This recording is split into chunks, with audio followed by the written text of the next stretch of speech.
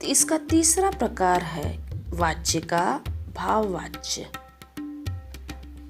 इसमें कर्ता और कर्म की अपेक्षा भाव प्रधान होता है। जैसे कि नाम से ही पता चल जाएगा कि भाई यहाँ पर तो भाव की प्रधानता है।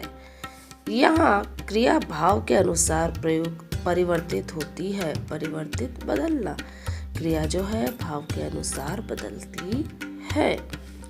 देखो, क्रिया यहाँ पर अन्य पुरुष में होगी, पुल्लिंग होगी और एक वचन होती है। ठीक है, अन्य पुरुष किसी तीसरे व्यक्ति के जैसा। तो अब असमर्थता प्रकट करता है, यानी कि जो काम है, जो क्रिया है, वह नहीं कर पाएगा। ज़्यादातर इसी तरह से भाव वहाँ पर आते हैं। नकारात्मकता का भाव वहाँ पर आता है।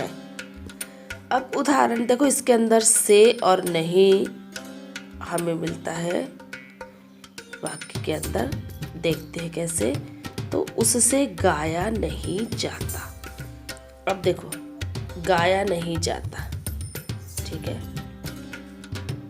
यहाँ क्या गाया नहीं जाता, क्या है, क्या क्या कोई उत्तर? वही गीत गाया नहीं जाता, ऐसा कुछ है? नहीं है। तो क्रिया जो है आपकी अकर्मक है, ठीक है ना। तो यहाँ भाववाच्य में क्रिया अकर्मक आएगी। गाया नहीं, नहीं आपका इसमें इस्तेमाल किया गया। से और नहीं, से और नहीं एक साथ प्रयुक्त होता है। यहाँ देखिए, ये इससे हम पहचान जाएंगे कि यह भाववाचक संज्ञा है। शांता से हंसा नहीं जाता, हंसा नहीं। अब देखो, ये जो जाता है, ये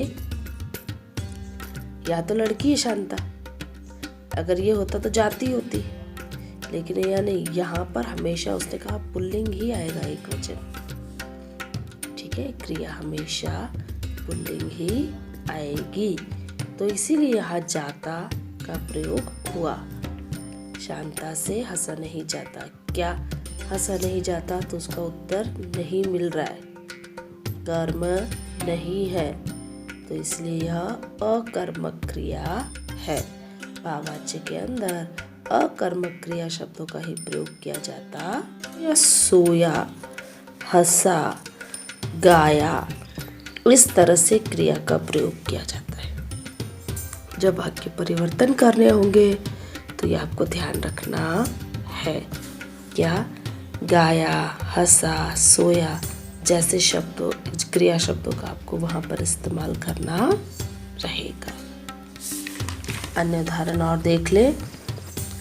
बच्चे से बैठा नहीं जाता। देखो, बच्चा बहुवचन है, लेकिन यहाँ तो एक वचन का ही आएगा, ठीक है।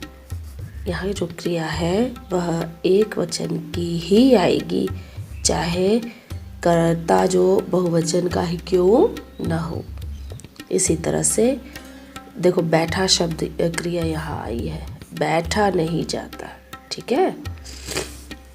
बंदर से कूदा नहीं जा सकता।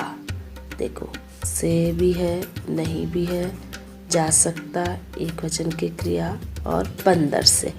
अब क्या कूदा नहीं जा सकता तो नहीं लिखा है यहाँ, ठीक है। तो ये भी अकर्मक क्रिया है। सकर्मक और अकर्मक को पहचानने का तरीका आपको पता होना चाहिए। ज़्यादातर ये जो आपकी भाववाचक क्रिया है, इसमें से और नहीं आता है।